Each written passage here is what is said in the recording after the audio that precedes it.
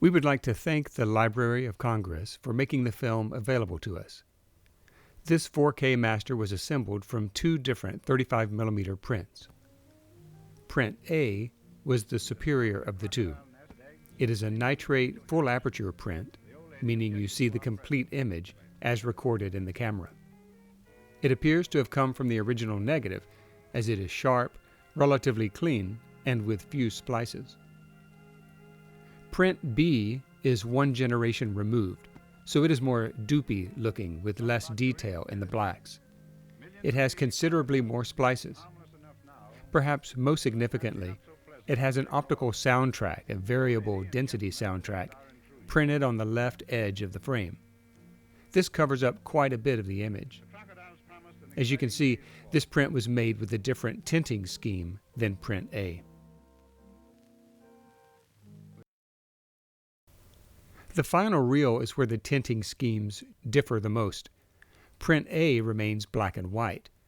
That's how night and morning scenes were often tinted in silent films. They were left untinted. They weren't always blue as we've come to expect them to be. Print B follows the more traditional bluish purple for night.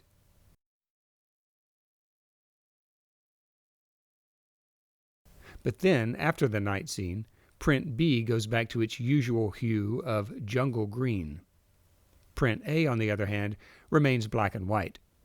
That's because the final encounter with the gorilla was supposed to be happening in the early morning hours.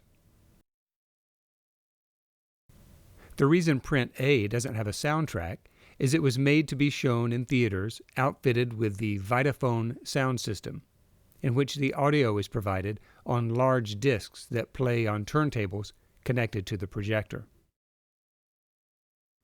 We chose to perform very little dirt removal on the film, and here's why. Ingagi is comprised mostly of footage borrowed, or pirated, from other films.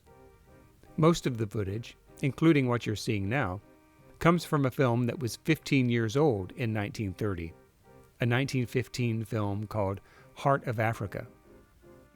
And then about 25% of the footage you see, including what you're looking at now, was original footage shot in California specifically for Ingagi. And that footage looks really good, nice and sharp, good contrast, with very little dirt. And this is pretty much how it looked to audiences of 1930. This contrast between the clean footage and dirty footage is an important part of the Ingagi aesthetic. It's fairly obvious when we're looking at repurposed footage and when we're looking at new footage. But you get an extra clue when you look at the full-frame image like this with the sprocket holes and everything. You'll notice that the duplicated footage has frame edges that are different from the frame edges of the newly shot footage, sometimes frame lines within the frame lines. This is the result of the film having been shot with different cameras, and in some cases, the way the laboratory reprinted the footage. And because the film alternated between shots of widely varying exposures, we did perform some color grading of the footage, adjusting the contrast to make sure cutting between footage was less disruptive, because watching the film should be a somewhat pleasant visual experience. But it will never be seamless, no matter how much digital dirt removal is performed. Portions of the narration are missing because of splices damaged to the original film. Fortunately, we were able to obtain the complete script of the narration. So if you want to hear what you're missing, you just need to turn on the optional English subtitles, and you should be able to read what you're not able to hear. Mama and baby were watching father's foolish antics from a place of safety.